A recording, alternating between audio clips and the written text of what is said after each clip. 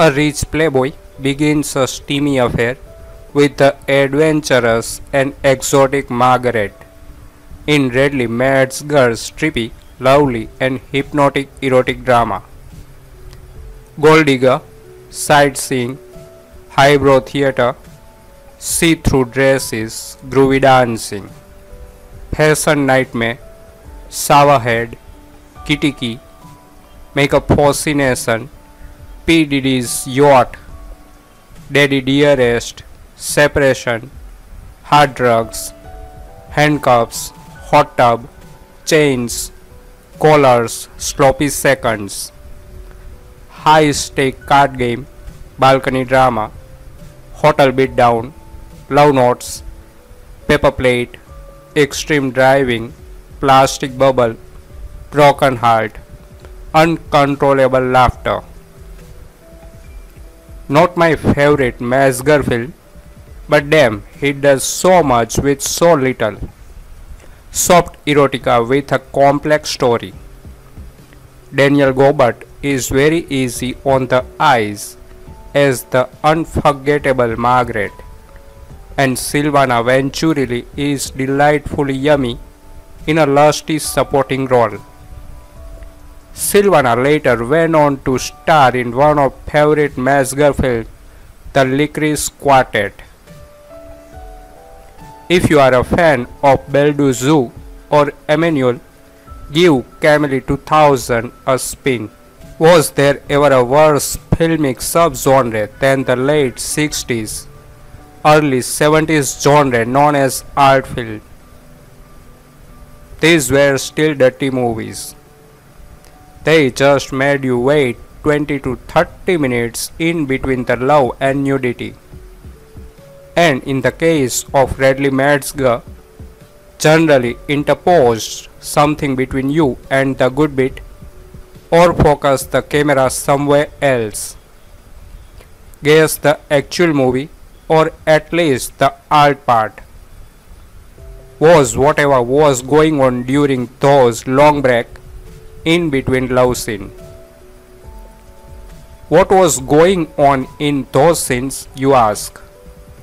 Generally just rich people wandering around doing and saying nothing of interest. Assume this is what made these movies arty, or what fooled audiences into thinking that was what they were. You see, if something happened that has no apparent meaning or purpose, it must be art. At least, that is what you are supposed to think. There are movies with excess love and nudity that were nevertheless fantastic movies. Aside from or despite this content, try Turkish delight in the realm of the senses, the dreamers, short bus. Think in the 60s, they hadn't yet realized how to pull off a serious movie with love. This one seemed to be about some rich kid from America who goes to Rome, where he meets a bunch of rich types and goes to parties and whatever. But think it was really about one of the women he meets, who has a few other guys circling around her. It's hard to tell.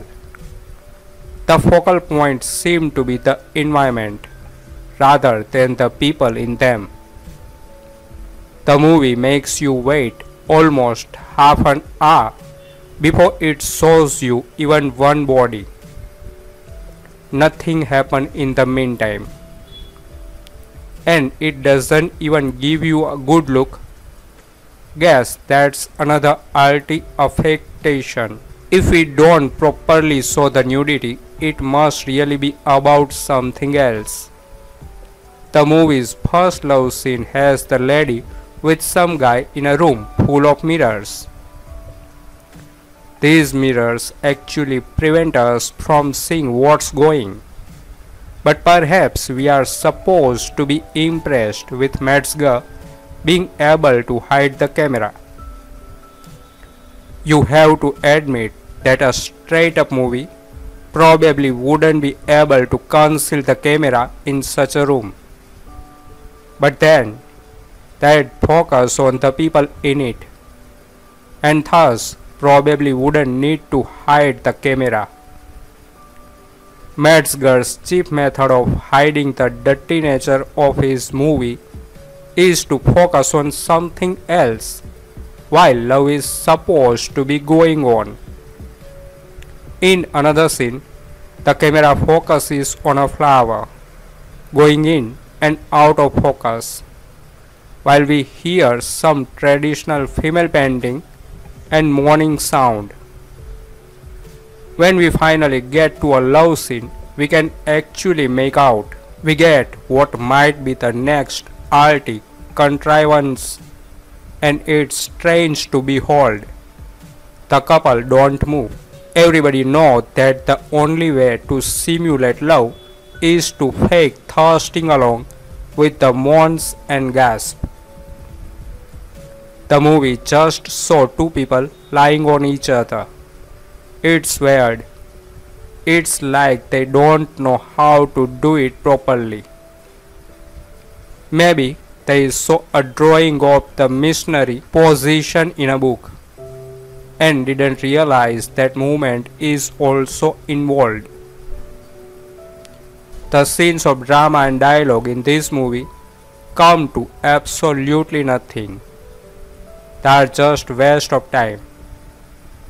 The movie has no real story nor any character. There is a climactic scene at a party in which some people are shown to have love while others wander around or stay still. Again, you can barely make out any nudity and the love seems completely inert. Unfortunately, Metzger did the same thing in the Licorice Quartet. He filmed actor and actresses poorly simulating love and didn't bother to give us a good look. This may have fooled late 60s audiences into thinking they were seeing something more sophisticated than your average flick. The innocent nudity, the gorgeous photography, and glamorous Roman location.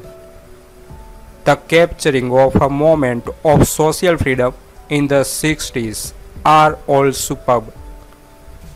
Although the director has a reputation for making exploitation films, at least in the year 2000, it doesn't seem to me that this film qualifies as one. Since the nudity, love and drugs are relatively tame, and the film now read as a serious dramatic effort, at least to me. What found fascinating about the film was the portrayal of the progress of the emotional relationship of Armand and Margaret. It covered how they met, love won, and lost several times. Their emotional conflict and life choices as a result of their feeling for each other. In this, it seemed to me highly realistic, perceptive, and insightful. It captured the emotional life of the very wealthy, young, and beautiful elite. Joy, confusion, hedonism, love, and also despair. It followed the evolution of the relationship in such detail that at times found the film dragging a bit. But this was a minor problem for me compared to the joy of seeing such a deep exploration of their relationship. Instead of the single roller coaster ride of sniped down Hollywood rare, we enter fully into another world by dwelling there through several different plot climaxes. The pace is slow and the love now looks tame. But Radley Metzger's once notorious swinging 60s update of the old romantic warhorse is worth sticking with, if only as a time capsule of the decade that inspired it. The scene has shifted from belle epoch Paris to Dolce Vita Rome, and the dying courtesan is not consumptive but a junkie. But she is still the lady of the camellias with flower aplenty. Watch a vase of them zoom hilariously in and out of focus as her young lover teaches her the true meaning of love. All jokes aside, this version is surprisingly close to the Alexandre Dumas Phil's novel, with its dark core of eroticism and death. Most of the love takes place in Margaret's stunning white boudoir, ceiling mirrors, chiffon wrap, and invisible plastic chairs. At the film's end, our heroine is confined to an oxygen tent after her last fatal orgy. Visually, the setting is more or less identical. Her on and off love affair with Priggy's young almond reaches its climax at an eye-popping S&M theme party. This sleek, vogue sadism is sleazy but not gratuitous. It mirrors the cruelty at the story's heart. Metzger's direction is alternately stylish and ham-fisted. Well, let's just say Gabo and Sarah Bernhardt can rest safely on their laurels. The supporting actors are the veritable cream of Eurotrash. Silvana Venturelli as scheming love pot Olympi. The real star of this film is set and costume designer Enrico Sabatani. His work makes Austin Power look like an exercise in restraint. First heard about this film through its music. The late Piero Piccioni was one of Italy's finest composers from the heyday of Italian cinema in the 60s and 70s. The write-up for this movie described it solely in terms of love and eroticism. But it's so much more.